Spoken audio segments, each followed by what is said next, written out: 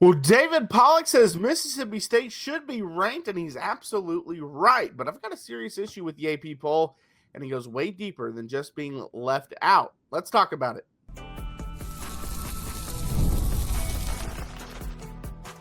You are Locked On Mississippi State, your daily podcast on the Mississippi State Bulldogs, part of the Locked On Podcast Network, your team every day. Well, thanks for making Locked On Mississippi State your first listen every single day, part of Locked On Podcast Network, your team every day. Today's episode is brought to you by FanDuel. Right now, new customers can bet just $5, and if your bet wins, you'll get $300 in bonus bets to use across the app. Download the app today. My name is Jaron, Spor, I'm a national college football writer at Athlon Sports. That's Landon, McBride. We've got another football pack show for you today.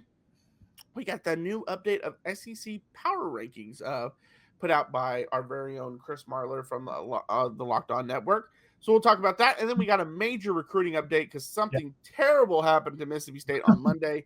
We'll discuss that. But let's get into, should Mississippi State be ranked? And this was something that David Pollack said actually on his podcast last week, See Ball, Get Ball with David Pollack. Obviously, it still applies because they went out and defeated Alcorn State. But he said Mississippi State probably deserves to be ranked when you have a big win like that against a team I feel very confident is going to be a really good football team. At worst, Arizona State will be a 9-win team. They are that good. I would award Mississippi State for that. I mean, he's got a great point, and it kind of goes into a bigger issue that I have with the AP poll, but we can get to that in a second. What's kind of your thoughts on Mississippi State not being ranked? As we said on Monday, they would be, with the others receiving votes, if you went off that, they'd be 29th in the country. Yeah, and he has a really good point. I mean, and we saw it with South Florida. They beat Boise State, who was 25th, which, yeah, I get it. You know, they're ranked, but whatever. And then they go out and they have another big win, and all of a sudden they were ranked, like 16th prior to Miami destroying them. So, I mean, you reward them for one big win, which we're not even sure Florida's a good team anymore. So why wouldn't you reward Mississippi State for the same type of thing? And yeah, be 29th. And I believe in the athletics rankings of 136 teams that they do every week, Mississippi State was either 28 or 29 in theirs. So everyone has them in this same area, just on the outside looking in. Mm-hmm. Yeah. And this is the issue I have with the AP poll. And I hate the thing where people say it doesn't matter. And I understand what they're saying. They're saying, hey, college football playoff poll is the only one that matters. Yeah. But what have we heard routinely from the college football playoff committee? When they're breaking down, okay, should this team be ranked here or should this team be ranked here or whatever? They will constantly bring up, well, they defeated such and such ranked team in week 2. Well, they were ranked in the AP poll, so it does matter. Yeah. Like that team might not even be ranked now, but they were ranked then. Like, how many times did we hear them say, oh, Alabama beat a ranked Wisconsin team, and then at that point when they're saying that, Wisconsin's 4-6 and not ranked. You know what I mean? So, like, it absolutely does matter. Their strength of schedule rankings that they go off of comes from the AP poll ranking up until they take over the rankings at that point. Mm-hmm. So it does matter. Like, it matters actually a great deal. I think it's stupid because I've always said that the committee is stupid for saying, oh, they beat a ranked team in week 2. Well, we don't know if that. Yeah, that's my thing. Like, or are they ranked now? And vice versa. We've seen them talk about them beating some team that's unranked, and it's like, but they're ranked now. Like, they're a good team now. So, like, they should get credit for that unranked win a little more. So it's my bigger issue. And especially because AP poll, they claim, oh, it's just off of this year. We don't care about last year at all. It's just off this year. We don't care about projections. It's what you do this year. Then you can't do a ranking week 1. Well, right. But then why is Texas in the top 10? What has Texas done this year that says they're a top 10 team? They lost to Ohio State. They barely beat UTEP, and they barely beat they ended up pulling away at the end, but San Jose State they kind of struggled with early. Like, what has said that they're a top 10 team outside of they were your preseason number 1 AP poll, so we got to keep them in the top 10? I mean, it's exactly like what says Notre Dame's the 24th best team. They're 0-2. Seeing a winless team after 2 weeks still in the top 25 is insane. Yeah. And, there's always the argument. I at least can get on board a little more with them just because they played 2 really good teams And that's their only games they've played this year. I do think they are a top 25 team. I do too, but I understand what you're saying too. But like, if it's supposed to be off this year, then they're not. So far, they are not one of the best 25 teams. If you lose every time you stepped on the field, how are you supposed to be that? How are you that good? And everyone always makes the argument, like you say, don't make a poll until October or something like that. Once we've had some games. And I heard this recently, and I can't remember. It was some podcast I was listening to where they were talking about, well, even if the AP poll goes away, all of these organizations are still going to be making their unofficial polls exactly the same way, that we're still just going to be talking about, that then other committees will use to, make their rankings anyway.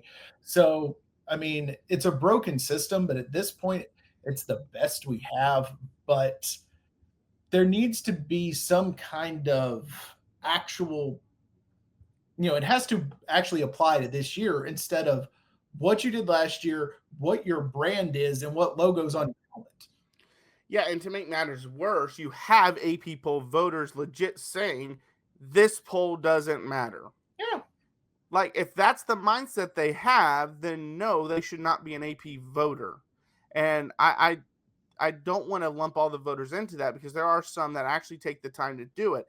And it's an outdated system. For those that don't know, the reason why the AP poll existed and why it was always voted on by beat writers is because back then, when it was, the 30s, 40s, none of the games, like barely any of the games were on TV. Yeah. So the beat writers were the only ones that pretty much knew everything about all the teams, because their team would play someone, so they had to get educated about that team, and so on and so forth. Yes. And so the beat writers were the only ones that were educated enough on all teams, so they were the ones who were ranking them. But ever since it went to TV, all these beat writers are like, they just care about their team. They don't have to worry about all these other teams anymore. And that's fine. And I'm not saying that's bad. I'm just saying it's bad when it comes to a poll, because a lot of these guys aren't even watching these other teams. Yeah. The coaches poll is a lot of times the SID is the one voting for the coaches poll. So like, there's a lot of issues with how they do the system. And if the AP poll really doesn't matter, then I want the College Football Playoff Committee to stop referencing it. Yeah. And you mentioned some of them don't care. Some of them care, but they use it as a way to get revenge on some other team. Because every now and then they'll release like the breakdown of where every voter ranked people.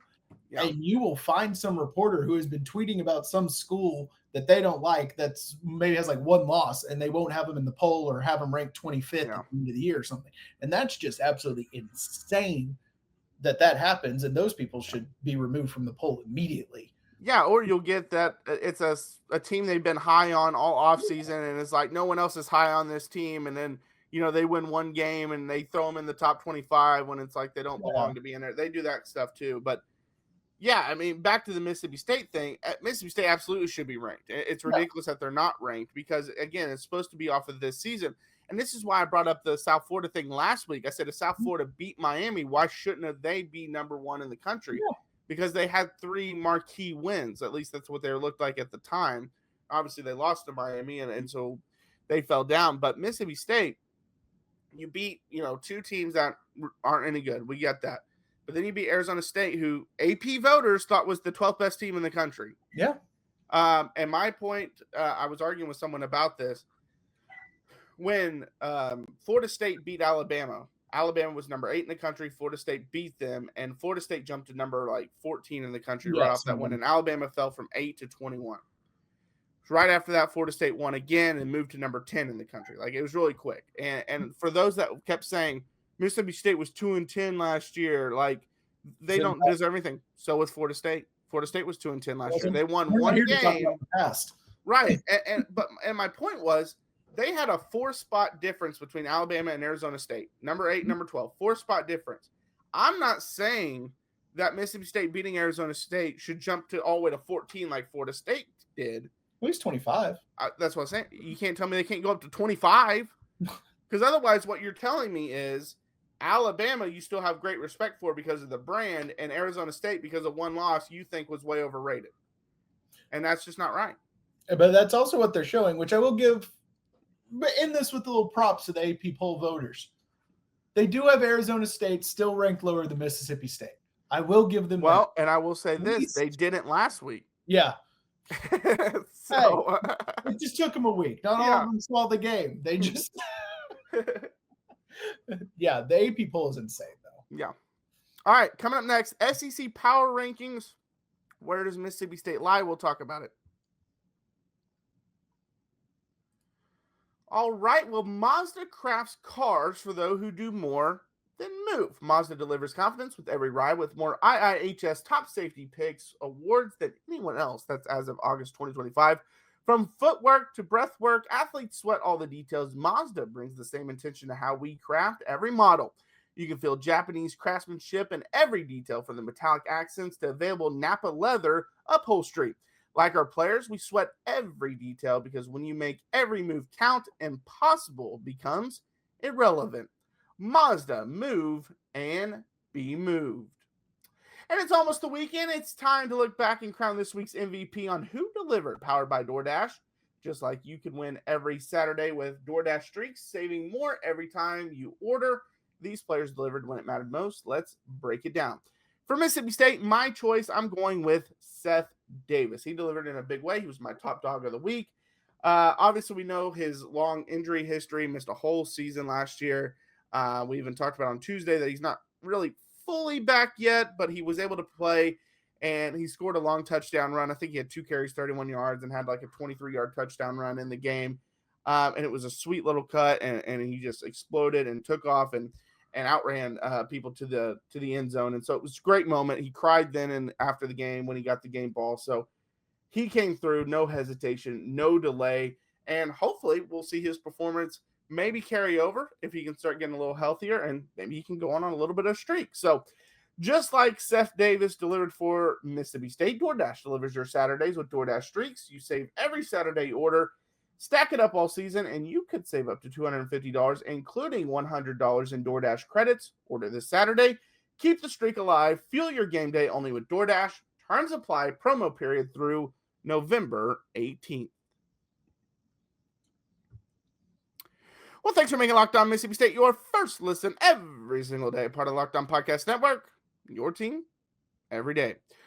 All right, Landon. So Chris Marler, Vern Funquist on Twitter, if you guys want to look him up, but he does the Locked On South Carolina. He puts out his power rankings after each week. For this week, his power rankings had Mississippi State at number 12. Just below them, he has Arkansas, South Carolina, Florida, and Kentucky. And I love for Florida, he doesn't actually have Florida's logo like he does for everyone else. He says this team that was supposed to go here was intercepted by LSU's defense. So good, great post. Oh, that was great. And yeah, hey, Mississippi State at 12. We knew, we're climbing. Right. We're climbing slowly. And yeah, I mean, those are the 4 teams I would put below them, especially South Carolina. If Sellers is out, like that team is clearly not the same team without him. So I think we're kind of in the right spot. We've proven we're a good team, but there's still a lot to prove to actually move into that, top half of the rankings. I think Arkansas is better than I thought they were.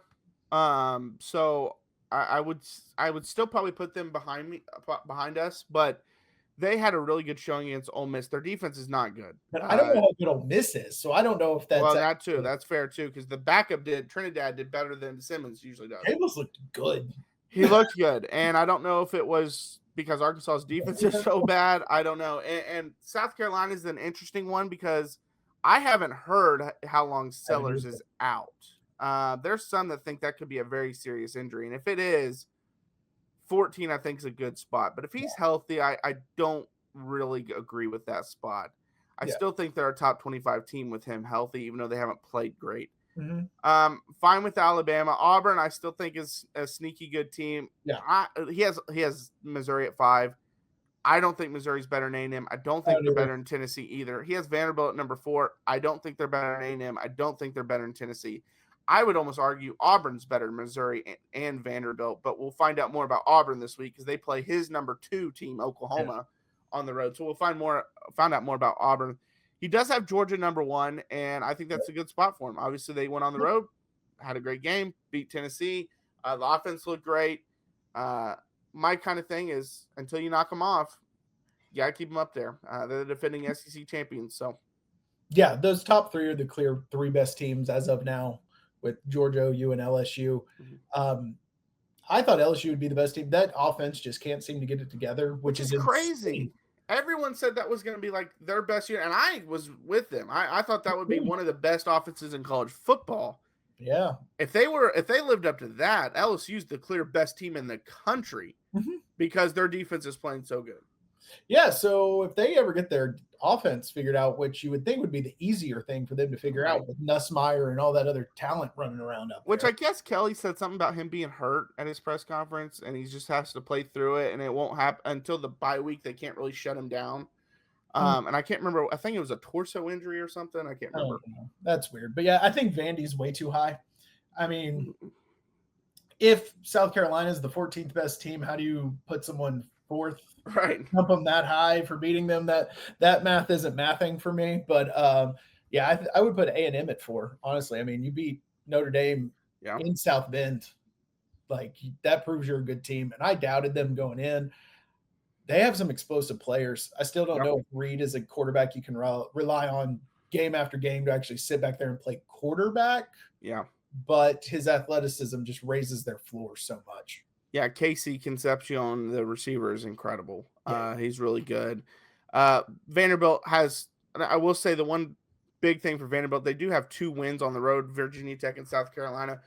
But Virginia Tech once looked like a good win, but they're 0-3 on the season and just got smacked by Old Dominion 45-26 and fired their coach. Yeah. So Virginia Tech isn't very good. So that's why they got boosted for a Virginia Tech win that's not who we know isn't very good.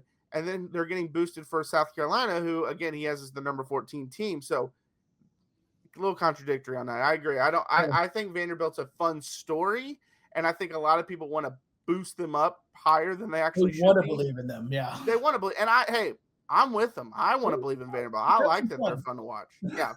And I will say, I've watched just about all the teams in college football where people think are the best teams. All of them got problems. There's not one team this year, like in past years, where it's like Ohio State last year. Like Ohio State, it was like, if they just get out of their own way, they are the best team, like by far. Like they didn't have many weaknesses, if any, last year. This year, it's like, okay, well, Georgia's offense kind of struggles. They're not elite. Ohio State, we have a lot of question marks still in the offense. Penn State, the offense has struggled again. They've had slow starts. Yeah, LSU's offense has been terrible. Who's number 4? Miami, they're playing really good football right now, but they can't really run the football. Their defense hasn't been tested yet. Like, there's questions about every team, and it's the first time I could say that in a long time. Yeah, and I think that's kind of the byproduct of the NIL and transfer portal. Instead of these teams being able to stack good backups, they're going somewhere else for a payday and a starting spot, and that's leading to, even though we're still seeing the same teams at the top, it's leading to a little more parity within those teams. There isn't like 1 or 2 dominant forces anymore. It's now spread out across like the top 12. Yeah, a 5-star defensive tackle isn't going to sit behind 2 5-stars at Georgia. Yeah. You know, he's going to go be a starter somewhere. So, all right, coming up next, we got a major quarterback update because some bad news happened on Monday that involved Mississippi State. We'll talk about it. Most people can't name all their financial accounts or even what they're worth, whether it's 401ks, properties, or investments. And when you don't have the full picture, you can end up leaving money on the table. That's why there's Monarch Money. It's an all-in-one personal finance tool that brings your entire financial life together in one clean, easy-to-use interface on your laptop or your phone. Monarch is built for people with busy lives. If you put off organizing your finances, Monarch is for you. Monarch does the heavy lifting for you. You can link all your accounts in minutes, see clear data visuals, get smart categorization of your spending, and finally feel in control of your money without ever touching a spreadsheet. And one thing I noticed when I started using Monarch was just how much I was spending on subscriptions. Everything is a subscription now. Our food delivery, which food delivery is a whole other thing you spend too much money on, but food delivery requires a subscription. Music's a subscription. Movies can be a subscription. online articles, everything is there. And when you're paying that much for those things, you don't have as much to be able to save.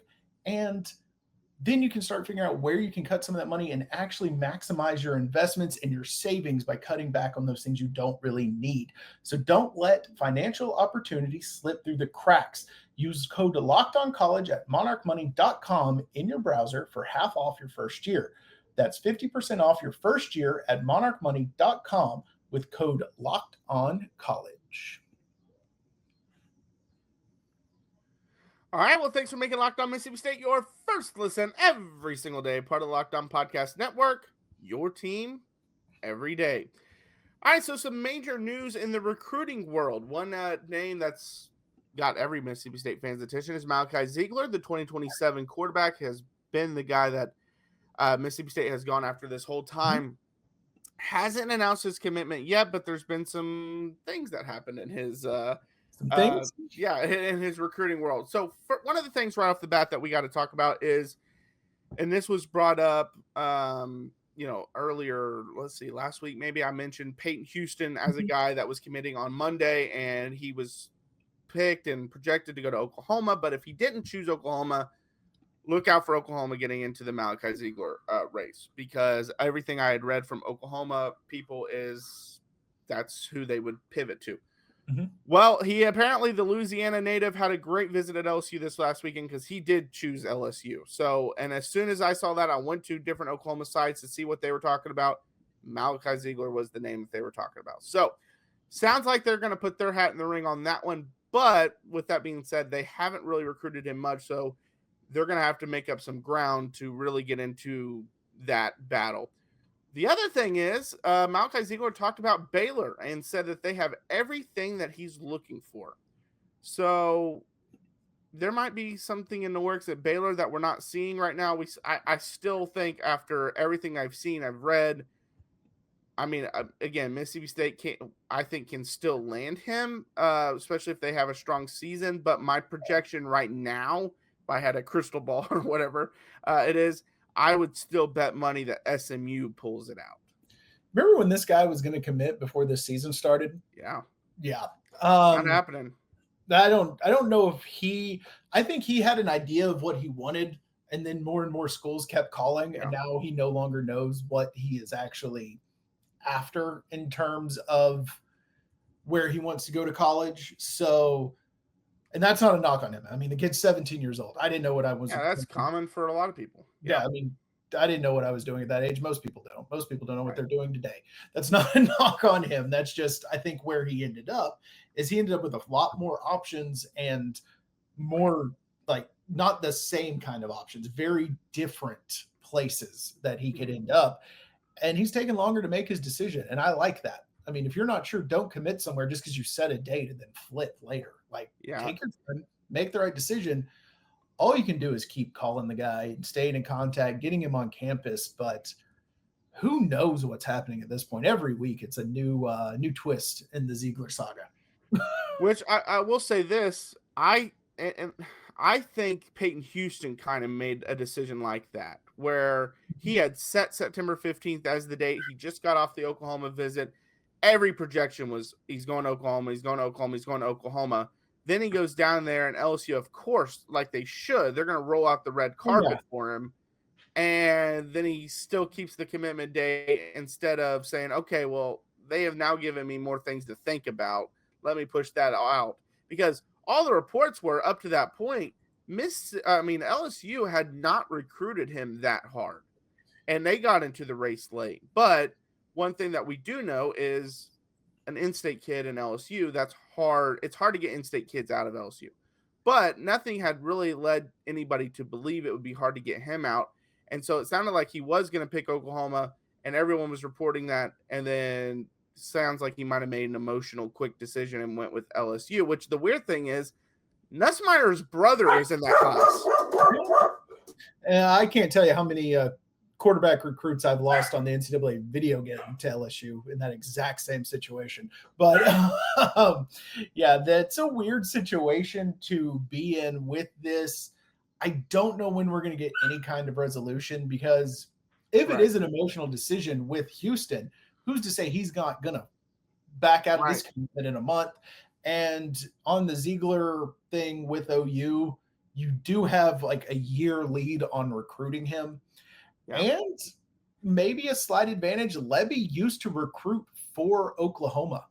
Yeah. So he could use what he knows about that school against them in a recruiting battle. So there is that. Yeah, and the one thing for Mississippi State fans should want is Oklahoma's season to go down, because if Venables gets fired, then changes everything, because that's what a lot of these schools have done with Oklahoma and other schools. Florida is another one. They've negatively recruited, said, hey, are you even sure your coach will be there that you're committing to? Yeah. And that's a big play for a lot of these guys, or a lot of these programs. And so if you're a Mississippi State fan, you want to root against Oklahoma every week. Yeah, for sure. So, I mean, I think we got a little bit of probably a few more months before we figure out what's going on with these guys. Yeah, for sure. And they're 2027 guys. They'll probably change their mind 30 times. But all right, it's another big moment on Locked On. College football fans, Locked On and Fire TV present College Football Kickoff, your ultimate college football weekly preview. Drake Toll of Locked On Big 12 leads the conversation alongside two-time AP Coach of the Year Gary Patterson, former college star Jesse Holley, and Locked On's local experts. A college football preview only Locked On can do. Catch College Football Kickoff every Thursday throughout the season, only on Fire TV. I'm Jaron. Check out my work over at Athlon Sports. That's Landon. Follow us, Locked On Mississippi State. We're on YouTube, Instagram, TikTok, and Twitter. We post daily videos Monday through Friday, so check those out. We also do a pre- and post-game video over on all of our social media platforms. Also, that will always go out on Saturday, so check those out as well. But until next time, Hail State. Hail State.